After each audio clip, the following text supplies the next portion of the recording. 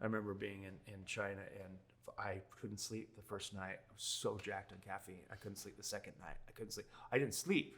And I was tired because you're drinking this kind of tea all day long and well into the night. Like, they just don't stop. And, it's like, I feel like, and then it's just like, I was like, wow, my body's totally relaxed, but I'm not actually asleep. My mind is like being on point. I'm like, I just solved the world's problems, and I'm just like, oh, I never got tired until I got home. Of course, I collapsed. But yeah, pu'er, raw pu'er, sheng pu'er, man, that's awesome. Yeah.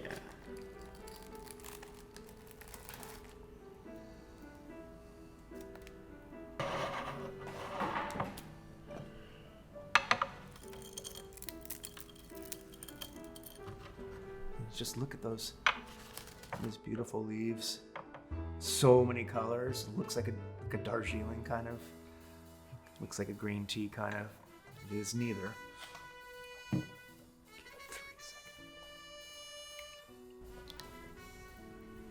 We go through a plucking, and we're hand plucked always.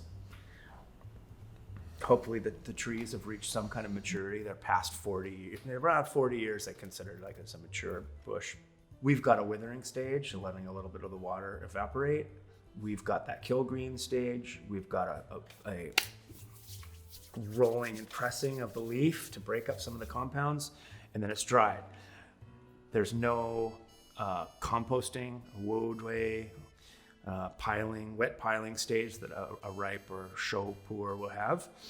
They're really distinct. So this is the kind that really, in general, is the tea tends to be have a really like strong presence to it. Like, it's got a lot of intensity and ages well. The difference between a young one and an old one is much different than of a ripe pu'er, a young to an old. Not that different. You can taste some difference in 10, 15 years, but this one will undergo a much more significant microbial process of breaking down certain compounds and therefore enhancing other compounds. It's already easy to drink.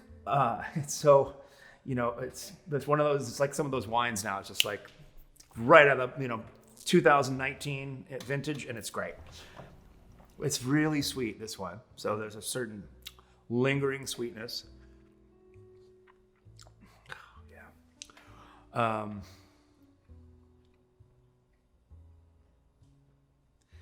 Again, it's a little bit of that kind of skin of fruit skin, grape skin, or because it's a sweet, but it's a little tiny bit. It's not bitterness necessarily, but slight tannin.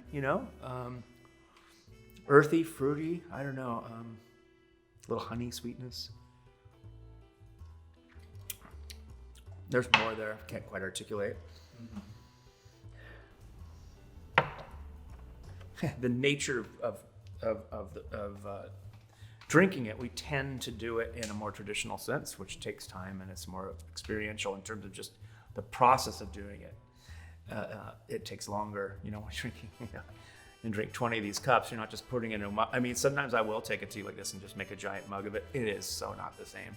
It is not the same. It's like, I've got the 10 steeps in one, and it's like all intermingled, and then it's like the best of neither of them. So it's really, the tea is, we traditionally you drink a tea that is a reflection of the tea itself. So the vessel and the steeping method and the cups reflect something intrinsic in the tea, generally. There's a reason why we're drinking it like this, because this tea tends to have the flavor evolves and changes throughout multiple steepings in a way a tea bag wouldn't. You could put a tea bag in here and steep it for 3 seconds and then steep it again for 3 seconds.